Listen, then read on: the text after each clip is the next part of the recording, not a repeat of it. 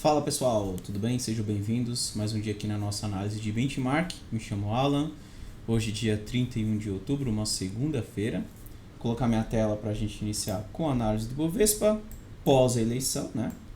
Bem pessoal, hoje é um dia bem volátil, né? Ibovespa chegou a ficar negativo, depois positivo, movimentou bastante hoje durante o dia, né? Se você coloca um tempo gráfico intraday, dá para perceber como foi bem volátil, né? Ele iniciou com esse movimento para baixo, depois voltou tudo, depois iniciou esse movimento de queda e agora voltou ali para testar as máximas novamente do dia, né? Então, um dia bem volátil ali, como já era esperado, né? Por conta aí das eleições.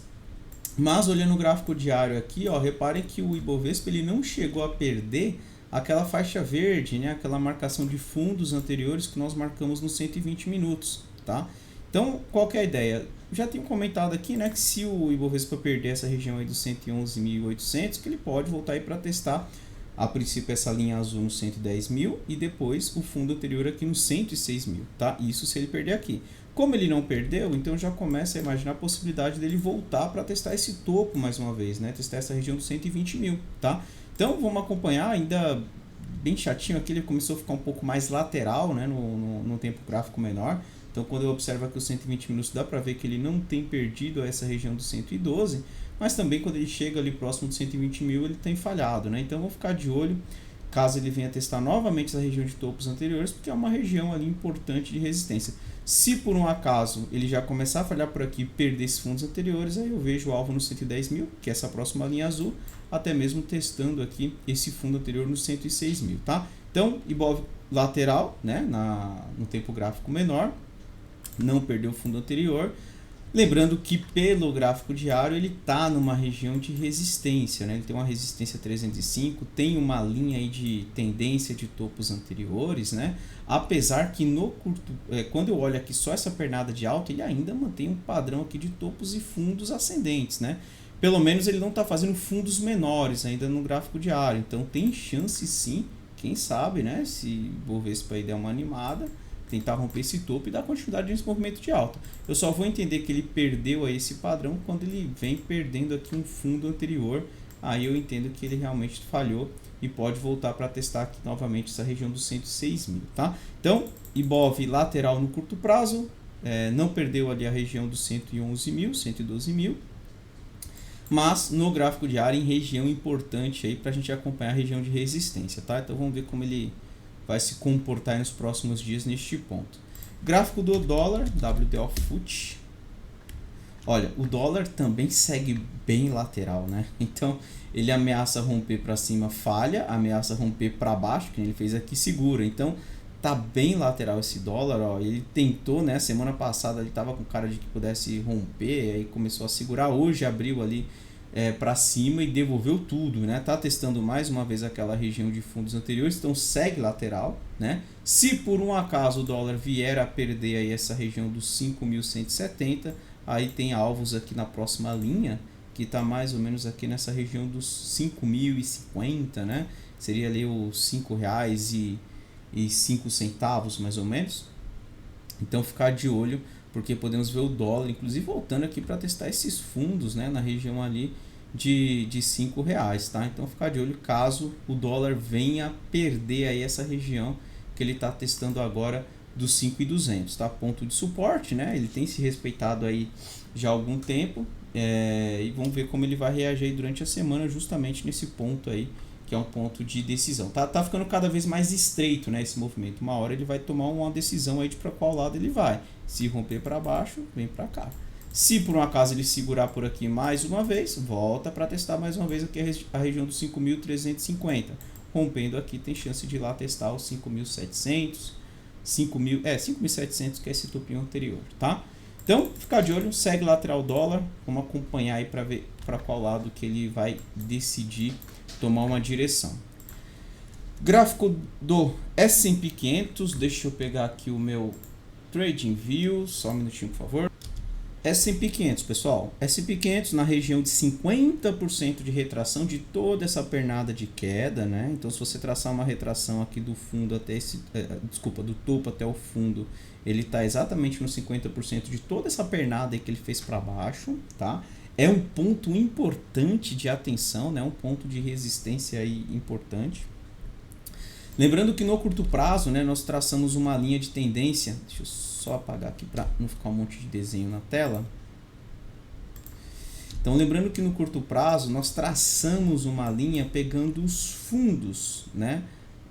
Desde que ele testou lá os 50% de retração do semanal, né? Lembrando que esses 3.500 aqui é uma retração de 50% de toda a pernada de alta do semanal, né? Então ele foi nos 50%, segurou e desde então iniciou esse movimento de alta aí no curto prazo, né? Inclusive rompendo algumas linhas de tendência que ele tinha aqui no gráfico diário, né? Quando você traça aqui entre topos, então você consegue ver que ele acabou rompendo. Então, assim, no curto prazo, o S&P 500 ainda segue acima dessa linha. Eu vou começar a ficar um pouco mais preocupado se ele perder essa linha de tendência, né? Se por um acaso ele iniciar um movimento de topos e fundos descendentes. Porque a gente pode ver aí o S&P 500 no curto prazo voltando para testar o fundo dos 3.500, tá? Caso contrário, se ele continuar ainda no curto prazo com esse padrão de topos e fundos ascendentes, né? Por exemplo, aqui nos 3.850, ele segura ali novamente, aí eu entendo que ele tem chance de buscar lá aquela região dos 4.100, que é um ponto que eu já tenho chamado a atenção de vocês aí como possível alvo, que é justamente o teste desse topinho aqui, ó, tá? Tem um topo aqui nos 4.100, né? Então, acredito que ele pode sim lá buscar essa região como uma resistência, desde que ele não perca aqui esse movimento, né? Esse padrão de topos e fundos ascendentes. Mas eu entendo que sim, o S&P 500 está numa região que não pode deixar de observar. Tá? É uma região de 50% de retração da queda. Então, neste ponto, o S&P 500 já pode iniciar, quem sabe, um movimento aí para baixo novamente. Então, a gente está chamando a atenção desde que ele rompeu aqui as linhas de tendência, que ele iniciou um movimento ali no curto prazo de alta, né? E que ele pode buscar até os 4.100, que seria esse topo anterior, e também a linha de tendência do gráfico diário, né, do canal. Então, se você traçar um canal aqui pegando os topos, os 4.100 dá mais ou menos neste ponto aqui, que eu considero um ponto importante de resistência, tá? Então, vamos ficar de olho se o S&P 500 consegue dar continuidade nesse movimento de alta, tentando buscar lá os 4.100, que ali vai ser um ponto bem importante de atenção, ou se ele já vai começar a falhar por aqui, quem sabe iniciar um movimento de correção, tá? Então, um ponto bem importante aí para a gente continuar de olho no S&P 500, tá ok? Vamos dar uma olhada aqui no gráfico do Bitcoin, BTC-USD, gráfico diário. Bem, pessoal, o Bitcoin, ele tá naquela região ali dos 20.500, né? Que é aquele ponto lá que ele ficou bastante tempo lateral. Só que assim, ele fechou acima e não está conseguindo dar continuidade, tá? Ele não está conseguindo dar continuidade. Eu entendo, assim, vamos lá. O próximo alvo do Bitcoin aqui, ele rompendo esses topinhos, o próximo alvo passa a ser aqui essa região dos 22.500 a 23.000, tá? Que é esse topinho aqui no meio, né? E aí depois vem os 25.000 um pouco mais acima. Mas do jeito que ele está aqui, meio engasgado nessa região, se ele começar a perder essa região aqui dos 19.900, olha, eu vejo que ele pode voltar aqui mais uma vez para testar a região dos 19.000, tá? Então ficar de olho, porque se por um acaso no curto prazo, então vamos lá nos 120 minutos, se ele vem a perder essa região de fundos anteriores, né, essa região de fundo aqui que ele deixou nos 19.000 e 19.900, 20.000, né? Se ele perder essa região aqui, eu entendo que o Bitcoin pode voltar tudo de novo lá para a região dos 19.000, tá? E aí isso aí pode fazer principalmente com que as altcoins, né, sofram um pouco mais, tá? Então, no curto prazo, eu não estou gostando muito disso daqui, tá? Que é essa dificuldade, né, que o Bitcoin ele está tendo ali de renovar topo, né? Ele veio testar o topo, não fez novo topo, mas também não fez novo fundo, tá? Então ainda tem chance, quem sabe aí do Bitcoin tentar mais uma vez ir lá para romper. Se ele começar a falhar demais nessa região, eu vou ficar de olho, porque a gente pode ver, quem sabe, ele corrigindo um pouco mais, e isso pode fazer principalmente que as altcoins sofram um pouco mais aí com esse movimento de pullback do Bitcoin, tá ok? Então, Bitcoin no ponto de atenção, não voltou abaixo dos 20.500, né? Ele está segurando ali, tentando se manter acima dos 20.000, na verdade. Mas também ele não está dando continuidade ali, não consegue romper a casa dos 21.000. Vamos ficar de olho para ver se ele rompe, tá? Lembrando que quarta-feira tem FONC, né? Então vai ser um dia importante aí da semana. Sexta-feira também tem o payroll, né? Então, dois dados aí bem importantes na semana que pode, de uma certa forma, mexer o mercado. Vamos ver, se vierem bons, acredito que o mercado pode dar uma destravada aí para cima e ajudar aí para quem estiver comprado nas altcoins, tá? E também no Bitcoin, né? Então, vamos ver se o Bitcoin consegue segurar aí e retomar esse movimento para cima. Só fico um pouco mais desconfiado com esse movimento de alta se o Bitcoin começar a fechar abaixo aí dos 20 mil, essa linha que eu marquei aí na tela, tá ok? Vamos dar uma olhada no gráfico de Ethereum, gráfico diário. Bem, Ethereum tá indo lá, né? O pessoal tá tentando chegar na região dos 1.800, né? Que é o ponto que eu chamei a atenção ali para vocês, depois que ele rompeu essa consolidação, tá? Então a gente está chamando a atenção de Ethereum desde que ele estava aqui nessa consolidação, né? Entre a faixa vermelha e a faixa verde, rompeu para cima.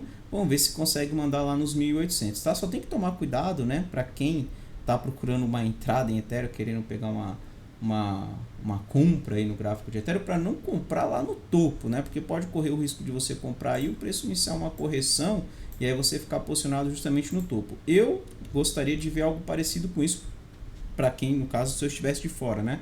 Esperar ele corrigir para testar uma região como suporte aqui, talvez testar esses topos que ele rompeu aqui dessa consolidação, testar essa linha de tendência que ele rompeu como suporte, aí quando ele vira para cima, pode ser uma nova tentativa para tentar levar até os 1.800, tá? Neste ponto que ele está aí, eu tenho que tomar um pouco mais de cuidado, tá ok? Pelos 120 minutos, eu até chamei a atenção na sexta-feira que ele estava dando uma oportunidade. Ele tinha um ROC 17 sozinho abaixo de zero e ele fez ali um movimento de alta, né? Então, por exemplo, quem arriscou uma compra por aqui conseguiu pegar um movimento de quase 9% de alta. Mas reparem o seguinte, Ethereum fez um novo topo pelo preço, mas já não fez um novo topo pelo ROC. Isso aqui já demonstra uma certa falta de força. Não quer dizer que é reversão. O preço ainda continua com topos e fundos ascendentes e pode continuar subindo.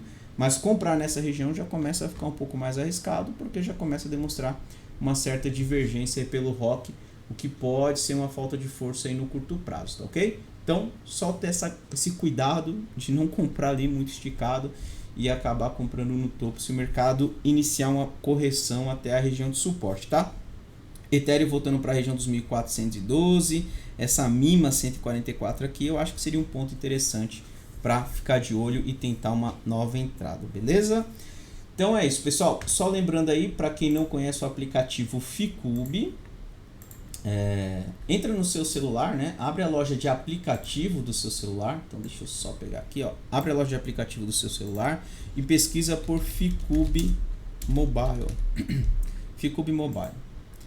Vai aparecer este item na sua tela. Deixa eu só aumentar um pouco aqui a tela do Android. Pronto, ó. Vai aparecer este item aqui na sua lista, tá? Tanto no Android, né, no Play Store, quanto no Apple Store para quem tem o iPhone. Então é esse logotipo branco com fundo azul.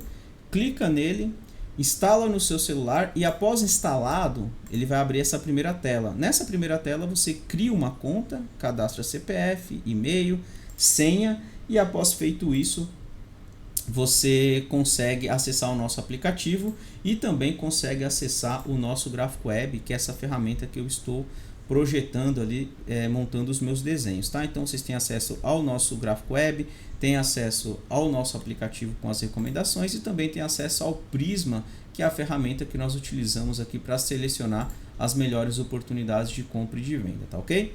Então é isso daí, vou encerrando por aqui. Qualquer dúvida, fique à vontade para entrar em contato com o nosso atendimento. Um abraço, pessoal. Até amanhã. Tchau, tchau.